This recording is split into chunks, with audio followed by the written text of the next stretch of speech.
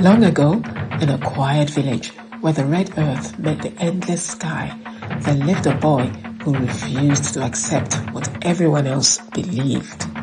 In that village, the wind was not just wind, it was a spirit, unseen, untouchable, but powerful enough to bend trees, rip roofs from homes, and carry whispers from one end of the land to the other. The elders warned everyone, never challenge the wind, respect it, fear it, leave it alone, because long before any of them were born, the wind had already proven its strength. It had flattened crops, it had scattered harvests, it had once lifted the roof of the chief's house and carried it far beyond the hills.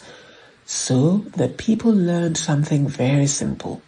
Do not question what you cannot control. But there was one boy who listened and yet did not believe. His name was Chinedu. Chinedu was not the strongest boy in the village. He was not the fastest. He was not even the loudest. But he was observant, and sometimes the quiet ones see the most. While other children ran through the fields, chasing each other and laughing, Chinedu would sit alone on a rock overlooking the valley, watching, listening, not to people, but to the world. He watched how the wind moved through tall grasses, how it bent palm trees until they almost touched the ground, how it lifted dust into spirals that danced like invisible spirits. To others, it was chaos. To Chinedu, it was language. And slowly he began to learn how to read it. He noticed that the wind did not behave randomly.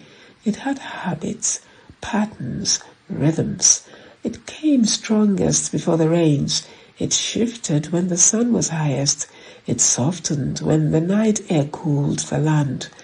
And one day, unable to hold it in any longer, he asked the elders a question.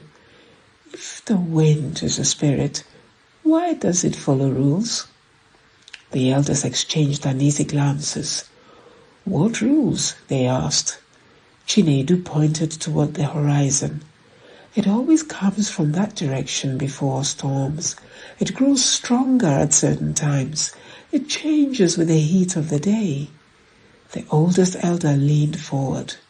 You think too much, child, he said. The wind is not something to understand.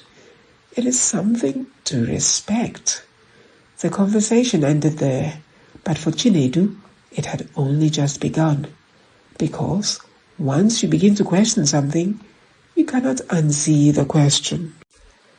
Days turned into months, months into seasons, and then the sky changed. The clouds stopped gathering, the air grew dry, the earth began to crack, the rains did not come. At first the villagers waited, then they worried, then they feared.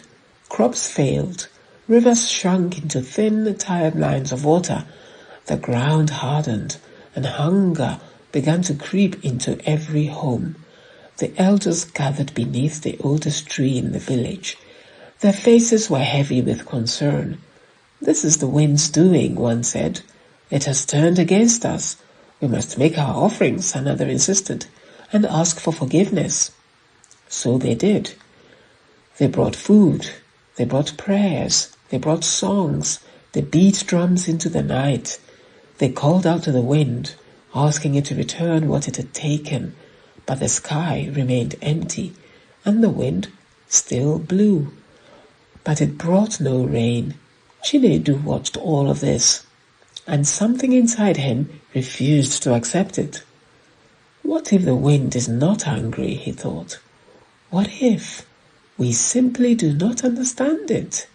That night, while others prayed, Chinedu made a decision. If the wind followed rules, then those rules could be learned. And if they could be learned, then perhaps they could be used. The next morning he climbed the hill, the highest point near the village, where the wind was strongest, and he began. He started with observation. He tied pieces of cloth to sticks and planted them in the ground. He watched how they moved, which direction they pointed, how fast they fluttered. He marked the times, morning, midday, evening. He returned every day, again and again. While others saw nothing, Chinedu began to see everything. He noticed the wind was stronger on the hill than in the valley. He noticed that before the air grew heavy, the wind shifted. He noticed that patterns repeated again and again. People laughed at him. "The boy who studies the wind," they mocked. "Will you speak to it next?" But Chinedu did not stop, because deep down he understood something powerful. The wind was not chaos. It was a system, and systems can be understood. But understanding alone was not enough, because the drought was getting worse. Children cried at night. Farms turned to dust. Hope began to fade. And one afternoon, as Chinedu stood on the hill, watching his cloth markers whip wildly in the air, an idea came to him. What if the wind could do more than just blow? What if it could work? He had seen how it pushed, how it carried, how it moved things without touching them, and suddenly the impossible no longer seemed impossible. Chinedu began to build. At first, it was small, very small. He gathered scraps, old wood, broken farming tools, pieces others had thrown away. He shaped them, tied them together, tested them. The first attempt collapsed. The second barely moved. The third spun, but then snapped in half. Each failure brought laughter. "Leave the wind alone," they shouted. "You will only anger it more." Even his own family grew concerned. "Chinedu," his mother said gently, "sometimes we must accept what we cannot change." But Chinedu shook his head. "No," he said gently, "sometimes we just haven't understood it yet." And so he continued, day after day, failure after failure, learning, adjusting, trying again, until one evening everything changed. A strong wind swept across the hill. Chinedu's latest creation stood still for a moment. Then it moved. Slowly, then faster and faster, it spun, not by chance, not by luck, but because it was designed to. Chinedu stared, not in fear, but in awe, because, for the first time, the wind was not just something happening to him. It was something he had worked with, something he had understood. He ran back to the village. "Come and see!" he shouted. At first, no one followed. But curiosity, like the wind, spreads. Soon a few villagers climbed the hill, then more. And when they saw it, the spinning structure, turning with the power of the wind, silence fell. "What is this?" an elder asked. Chinedu smiled. "It is not magic," he said. "It is not a spirit. It is the wind, doing what it has always done. We just never asked how." The elders stood quietly, their fear slowly turning into understanding. But Chinedu was not finished, because spinning, it was only the beginning.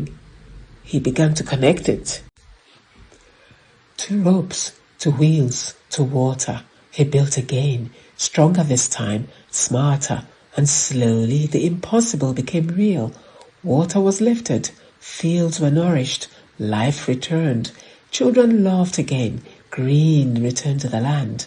And when the rains finally came, they found a village that had already begun to heal.